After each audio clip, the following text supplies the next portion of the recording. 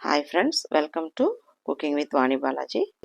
మన ఇంట్లో మనకి ఎప్పుడు ఈజీగా దొరికే వస్తువులతోటి ఒక కాఫీ ఎలా పెట్టాలి, ఇది జలుబు చేసినప్పుడు లేదా మన గొంతు ఎక్కువ నొప్పి ఉన్నప్పుడు చాలా చక్కగా పనిచేస్తుంది. నొప్పి తగ్గి చాలా ఉపశమనం కలిగి హ్యాపీగా ఫీల్ అవుతారు మీరు. అది ఎలా చేయాలో చూద్దాము. ఇది 2 విధాలుగా కూడా తాగొచ్చు. ఒకటి అలా డికాషన్ రూపంలోనే తాగొచ్చు. లేదు మనం కొంచెం పాలు యాడ్ చేసుకొని కూడా తాగొచ్చు. టేస్ట్ వచ్చి మీకు జున్ను తింటున్నప్పుడు ఏం ఫీలింగ్ ఉంటుందో సేమ్ అదే ఫీలింగ్ ఉంటుంది. దీనికి మనకి ధనియాలు, శొంఠి, మిరియాలు ఉంటేనే చాలు. దీనికి చక్కెర బదులుగా మనం నాటు చక్కెర యూజ్ చేయాలి. దానికి మనం ఒక 40 గ్రాములు ధనియాలు, ఒక 50 గ్రాములు శొంఠి, 20 గ్రాములు మిరియాలు తీసుకోవాలి. కొంచెం ముందు వెనక అయినా పర్వాలేదు, సరిగ్గా ఎగ్జాక్ట్గా అవే ఉండాలని ఏం అవసరం లేదు. మిరియాలు కొంచెం కారం కాబట్టి చూసి తీసుకోవాలంతే. ఇప్పుడు వీటిని కొంచెం వేయించుకుందాం, ఎందుకంటే వేయిస్తే మనకి ఆ ఫ్లేవర్ బాగుంటుంది. అలాగే మనం స్టోర్ చేసుకున్నప్పుడు నిల్వ కూడా ఉంటుంది. అందువల్ల మిరియాలు, ధనియాలు అలాగే శొంఠి కూడా వేసేసి కొంచెం బాగా వేయించుకోవాలి. పురుగులు పట్టకుండా కూడా ఉంటుంది కదా, దానికోసం ఇవన్నీ కొంచెం మరీ ఎర్రగా వేయించేన అవసరం లేదు, వేయించుకోవాలి. లేదు మీరు ఈ ప్లేస్లో పొడులు కొనుక్కుని విడివిడిగా కలుపుకోవాలన్నా కూడా కలుపుకోవచ్చు.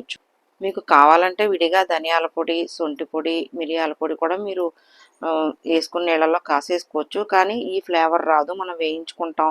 ప్లస్ పురుగులు రాకుండా ఉంటుంది, మంచి అరోమా వస్తుంది అనమాట. అందువల్ల ఇలా చేసుకోవాలి.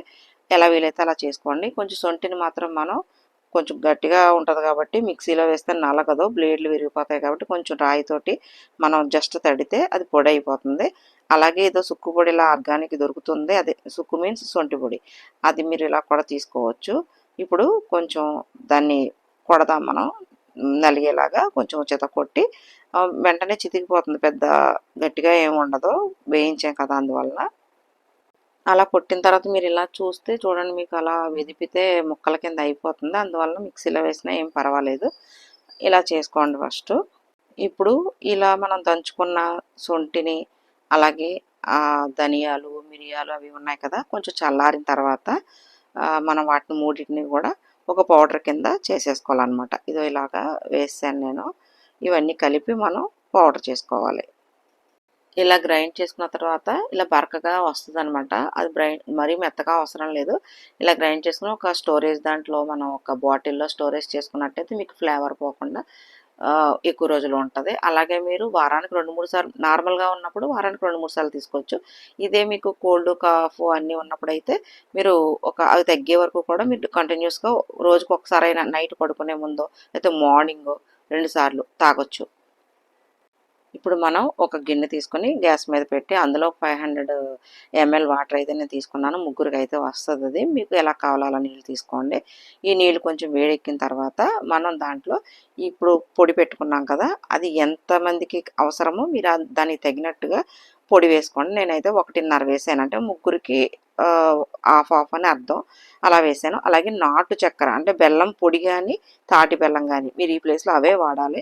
చక్కెర అయితే వాడకూడదు, మామూలు పంచదార అయితే వాడకూడదు. ఇలా దొరికేది తీసుకుని బెల్లం పొడి అయినా పర్వాలేదు మీరు వేసుకోండి.